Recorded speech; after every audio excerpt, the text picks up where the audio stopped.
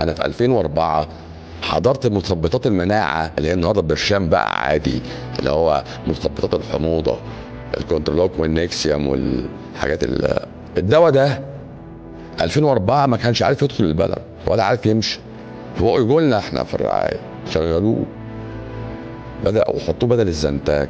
الزنتاج ده برضه حاجه شبهه بس كان اقل فعاليه لان هو ما كانش بيقفل الحمض قوي. بس ومع ذلك كانوا يكتبوا في الروشته بتاعته بيجيب اضطرابات هرمونيه، ما كانش حد فاهم ليه. بيأثر على الذكوره، بيقلل الرغبه الجنسيه.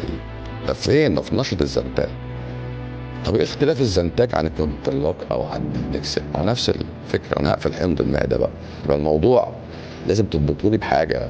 يقول لك لا لا لا لا، اصل المولكيول ده غير ده، اصل الميكانيزم ده غير ده. باشا الاند ريزلت انا بقفل الحمض.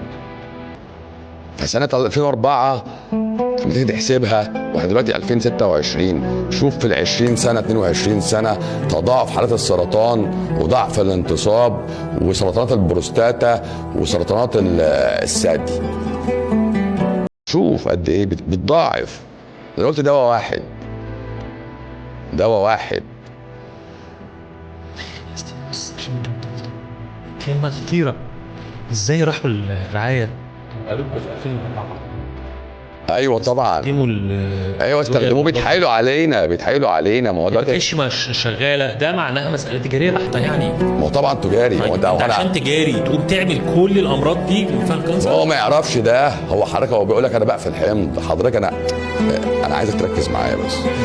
هو انا لما بطرح دواء في السوق السايد افكتس دي انا بكتبها لك. لو جيت تبص هتلاقي الدواء مكتوب الانديكيشن سطر اللي هو دواعي الاستعمال سطر واحد صح.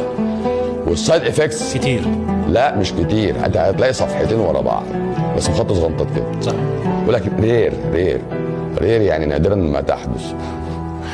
واول واحده فيهم التحسس من منتج في الدواء او مكون جواه.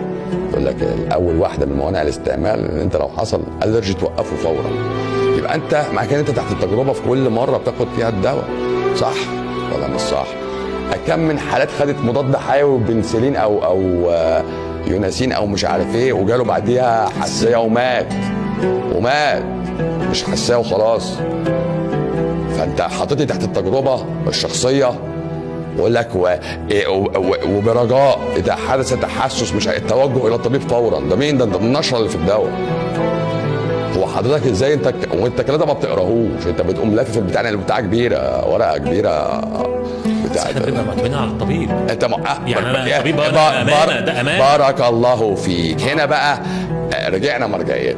انت حطيت ثقتك في شخص زيه زيك، صح؟ بس هو يتميز عنك بالعلم، صح؟ انا بقول لحضرتك العلم ده غلط بس هو ده سبب خلافنا. ان انا قلت لك العلم اللي اتبنى عليه الكلام ده كله غلط. حتى الدكتور ما بيلحقش نفسه.